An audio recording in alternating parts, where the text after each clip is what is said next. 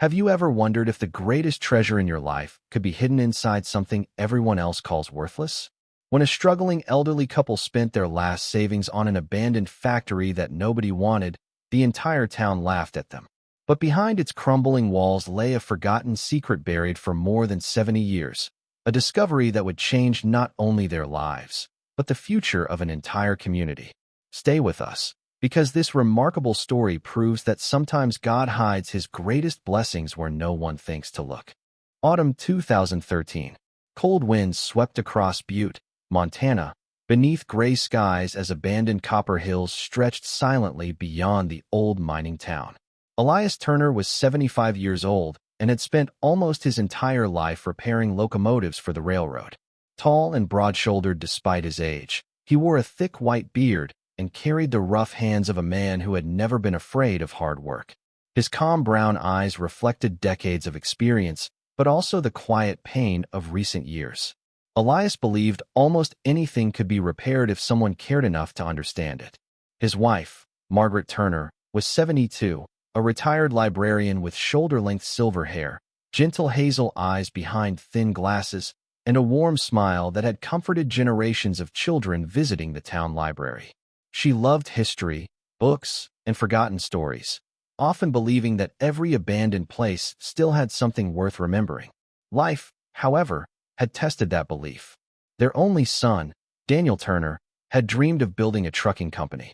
Wanting to help him succeed, Elias and Margaret signed as guarantors on a large business loan. When the company collapsed after dishonest partners walked away, the bank claimed nearly everything the elderly couple had spent a lifetime saving. Their retirement fund disappeared. Most of their possessions were sold.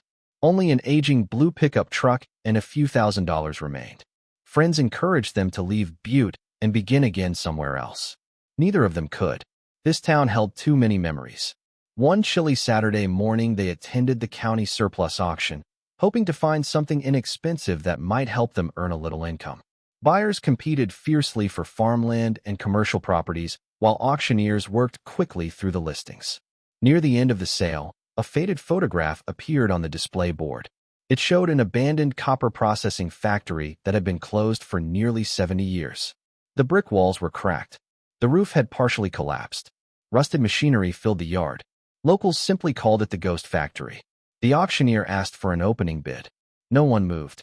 A rancher laughed loudly. "You'd have to pay me to take that place." The crowd burst into laughter. Margaret remained silent, studying the photograph.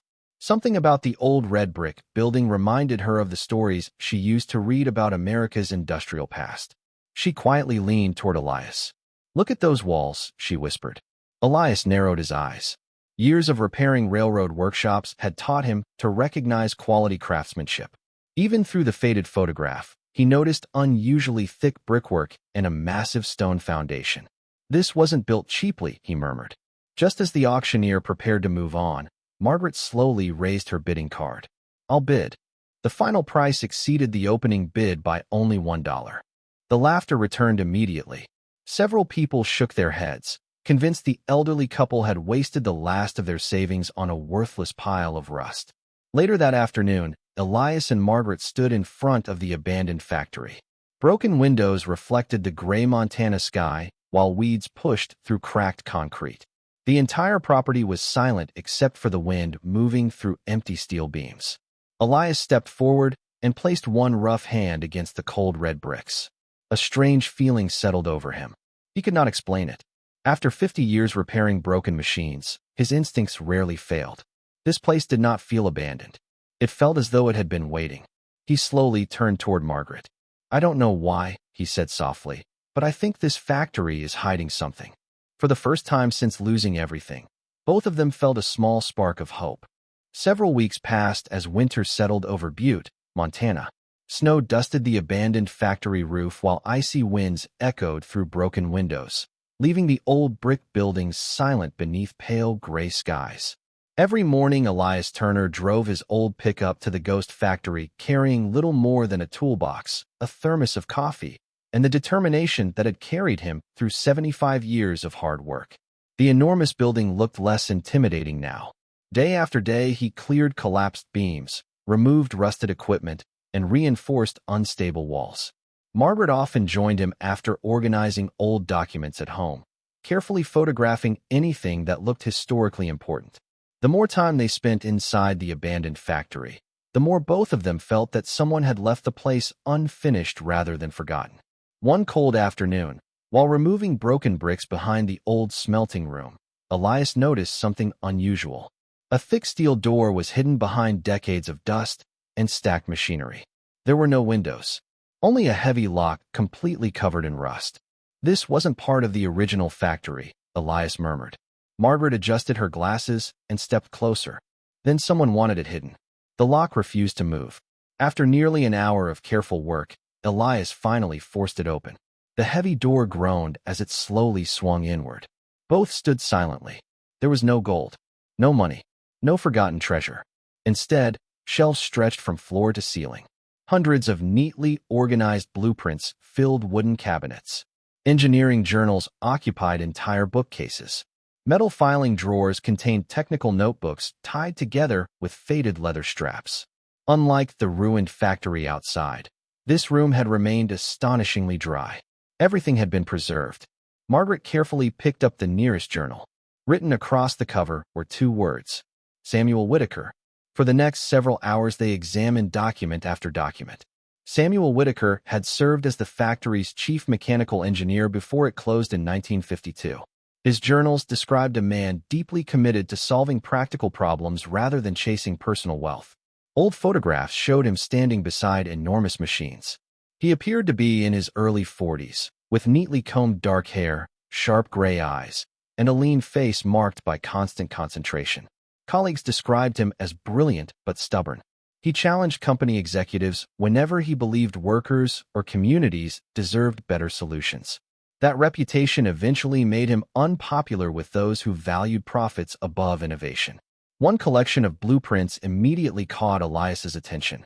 They illustrated a revolutionary locomotive engine designed to consume dramatically less fuel while producing greater efficiency. Samuel had spent nearly 15 years improving the design. Every measurement, every calculation, every correction had been recorded by hand. Margaret turned another page. Attached to the journal was a company memorandum. The project had been rejected. Executives believed the new engine would reduce long-term coal consumption and threaten existing mining contracts that generated enormous profits. Samuel refused to abandon his work. Several months later, he was dismissed. His workshop was closed. His name quietly disappeared from company records. Margaret sat down in silence. As a librarian, she had spent decades protecting forgotten history. Now she realized she was holding one of the greatest forgotten stories she had ever encountered. Late that evening, she opened Samuel's final journal. The handwriting was steadier than she expected. Near the bottom of one page he had written, "One day America will need these designs. If that day comes, I only hope someone finds them before they are lost forever." Margaret slowly closed the journal. Her eyes filled with tears. This man wasn't writing for himself, she whispered. He was writing for people he would never meet. Elias looked around the hidden room one last time. For weeks, he believed the ghost factory was hiding something valuable. He had been right. But the true treasure was not buried beneath the floor. Spring slowly returned to Butte, Montana. Snow disappeared from the abandoned rail yards, and pale morning sunlight reflected from the weathered red bricks of the ghost factory as another season of possibility quietly arrived. The hidden room changed everything for Elias and Margaret Turner.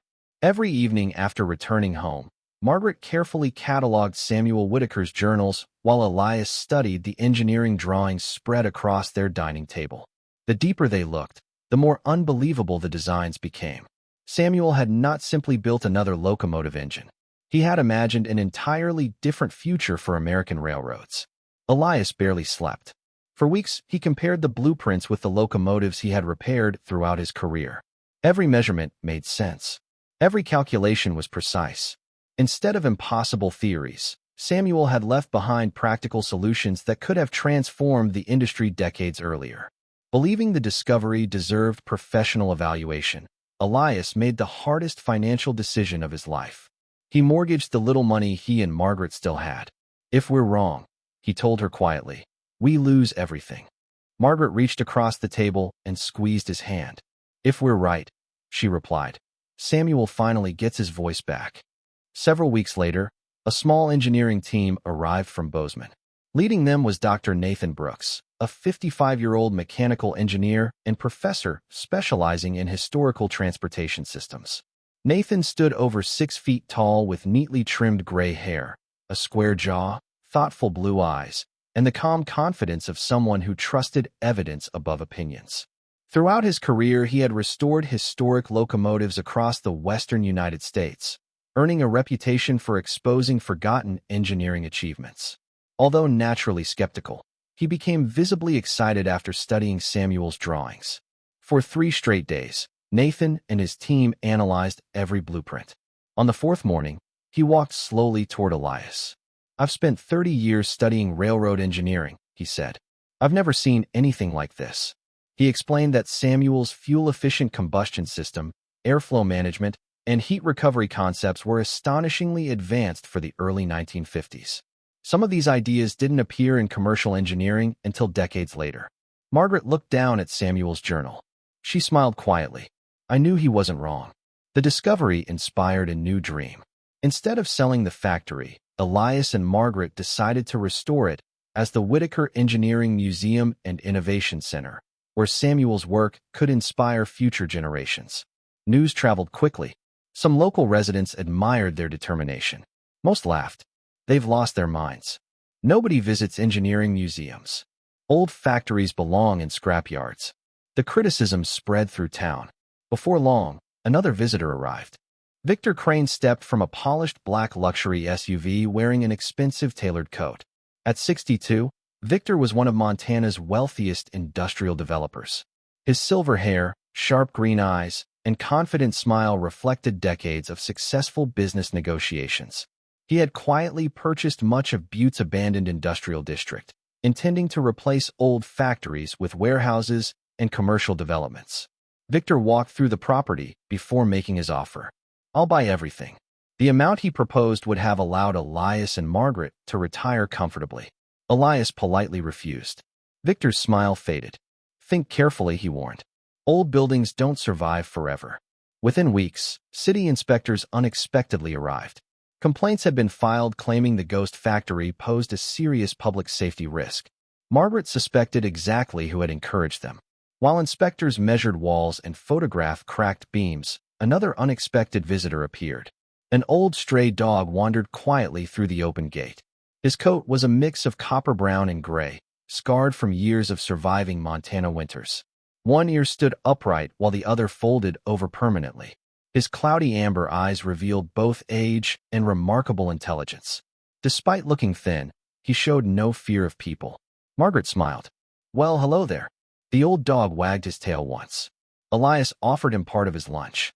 From that day forward, the dog returned every morning. Margaret named him Copper. Unlike ordinary strays, Copper constantly disappeared into sections of the factory Elias had never explored. One afternoon, the old dog suddenly stopped beside a rusted freight elevator shaft, barking repeatedly before scratching at the concrete floor. Elias frowned. There must be something down there.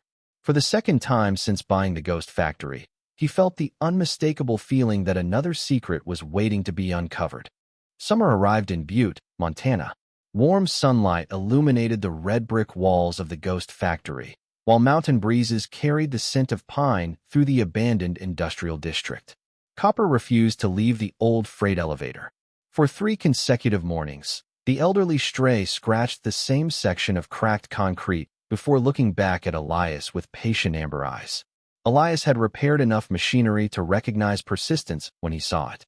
Whatever the old dog had found was important. With Margaret beside him, he borrowed a concrete saw and carefully removed the damaged floor surrounding the abandoned elevator shaft. Beneath several feet of reinforced concrete, they uncovered a narrow steel staircase descending into darkness. "This wasn't on any blueprint," Elias whispered. The air below was surprisingly cool and dry. When they reached the bottom, their flashlight beams swept across an enormous underground laboratory that appeared almost untouched by time. Unlike the ruined factory above, everything here had been carefully preserved. Long workbenches stood exactly as Samuel Whitaker had left them. Glass cabinets contained precision instruments. Metal shelves held hundreds of carefully labeled mechanical components. Dust covered every surface, but nothing had been vandalized. Elias walked slowly toward the center of the room. There it stood, the first complete prototype engine Samuel had spent decades designing. Although covered in dust, the polished steel housing remained remarkably intact. Thick copper pipes, carefully machined gears, and an innovative heat recovery system surrounded the massive engine block. Elias ran his fingers gently across the metal. "I've never seen craftsmanship like this," he said quietly. Margaret opened another storage cabinet. Inside were dozens of sealed document cases. For nearly 2 days they examined everything. There were hundreds of finalized engineering blueprints, more than 2,000 pages of research notes, detailed laboratory records documenting every successful and failed experiment. Samuel had recorded every lesson because he believed future engineers deserved to learn from both success and failure. Then Margaret discovered a separate bundle of letters tied together with faded blue ribbon. These were different. They were addressed to government agencies, industrial executives, and scientific organizations throughout the late 1940s. As she continued reading, her expression slowly changed. Samuel had repeatedly warned that uncontrolled copper smelting would contaminate rivers, poison nearby farmland, and damage the health of mining communities. His recommendations included cleaner furnace systems and more efficient fuel technology. Most of the letters had never received replies. Some carried rejection stamps. Others had been returned unopened. Samuel had not only tried to improve locomotives, he had tried to protect people. Margaret carefully closed the final letter. "They ignored everything," she whispered. News spread beyond Butte within days. Dr. Nathan Brooks contacted several engineering historians who confirmed the extraordinary significance of the discovery. Soon university professors arrived from across Montana. Researchers carefully photographed every blueprint. Representatives from transportation museums requested partnerships. Several automotive companies expressed interest in studying Samuel's engineering concepts. Television crews filled the once-forgotten factory with cameras. The ghost factory suddenly became one of the most discussed historical discoveries in the state. Then Victor Crane returned. This time he arrived with attorneys and financial advisors. His confidence never disappeared. "I'll offer $20 million. Silence filled the laboratory. The amount was beyond anything Elias or Margaret had ever imagined. Victor smiled politely. "You've already saved the history. Now let professionals develop the property." Elias looked around the underground laboratory. He imagined Samuel working here alone late into countless nights while the world above ignored him. He remembered the old journals, the rejected letters, the unfinished dream. Then he slowly shook his head. "I'm sorry. This place isn't for sale." Victor's smile faded for the second time. "You may regret that decision." After he left, the laboratory became quiet again. Margaret rested one hand on Samuel's prototype engine. "This isn't just an abandoned factory anymore." Elias nodded. "No, it's the dream of a brilliant man who was forgotten before the world was ready to understand him." For the first time since entering the ghost factory months earlier, they knew exactly what they were protecting, and neither of them intended to walk away. 12 years later, warm summer sunlight bathed the mountains surrounding Butte, Montana, while visitors filled streets that had once stood quiet beneath the shadows of abandoned mines. Very few people still remembered the place as the ghost factory. Across the entrance stood a new bronze sign that welcomed thousands of visitors each year. Whitaker Innovation Center. At 87 years old, Elias Turner walked more slowly than he once had. His broad shoulders had bent with age, and his once thick white beard had become almost completely silver. Deep lines crossed his weathered face, but the sadness that had followed him after losing everything had long disappeared. His calm brown eyes now reflected something far stronger than success. They reflected peace. Margaret, now 84, still greeted guests with the same gentle smile she had worn during her years as a librarian. Although arthritis sometimes forced her to lean on a polished wooden cane, her curiosity had never faded. She personally guided schoolchildren through Samuel Whitaker's laboratory, reminding them that history often belonged to people whose names had almost disappeared forever. Every year, thousands of engineering students, historians, and families traveled from across the United States to visit the Innovation Center. University partnerships had transformed Samuel Whitaker's research into educational programs that inspired a new generation of engineers. His original prototype engine remained the museum's centerpiece, preserved exactly as Elias had first discovered it beneath the factory. But the achievement Elias valued most stood only a few buildings away. The Samuel Whitaker Foundation had awarded hundreds of scholarships to students from struggling families who dreamed of becoming engineers but lacked the financial resources to attend college. Whenever Elias met those young students, he quietly remembered how close he and Margaret had once come to losing hope themselves. One autumn afternoon, a familiar blue pickup truck slowly entered the museum parking lot. Elias recognized it immediately. Daniel Turner stepped out. His dark hair had begun turning gray, and years of regret showed in the tired lines around his face. Life had humbled him. After rebuilding his life through honest work, he had spent years searching for the courage to return home. As he approached his parents, his voice trembled. "I'm sorry," he whispered. "I spent years believing I ruined your lives." Elias looked at his son for several silent seconds. Then he embraced him. "You didn't ruin our lives. You simply led us somewhere we never expected to go." Margaret wiped away quiet tears as 3 generations of the Turner family stood together outside the Innovation Center. For the first time in many years, they felt whole again. Inside Elias's modest office overlooking the restored factory grounds, very little had changed. The furniture remained simple. Samuel's photograph still hung above the bookshelf. And mounted inside a small wooden display case was the rusted key that had opened the hidden room all those years before.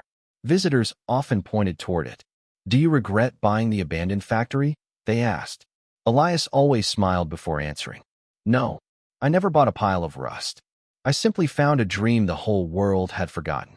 Late that evening, after the final guests departed, Elias walked alone through the quiet museum. He paused beside Samuel Whitaker's original engine, resting one weathered hand gently on the polished steel. He thought about the frightened engineer who had refused to surrender his ideas. He thought about Margaret raising her auction card when everyone else laughed. He thought about Copper, whose quiet persistence had led them toward the hidden laboratory. Outside, the last rays of sunlight disappeared behind Montana's mountains. For a brief moment, the restored factory stood silent once again. Not abandoned, not forgotten, simply waiting for another generation willing to believe that impossible dreams are sometimes only hidden, never truly lost. And Elias understood one final truth. The greatest inheritance God had placed inside those old brick walls had never been the inventions. It had been the courage to protect them until the right time finally arrived. Sometimes God's greatest miracles are not found in wealth or success.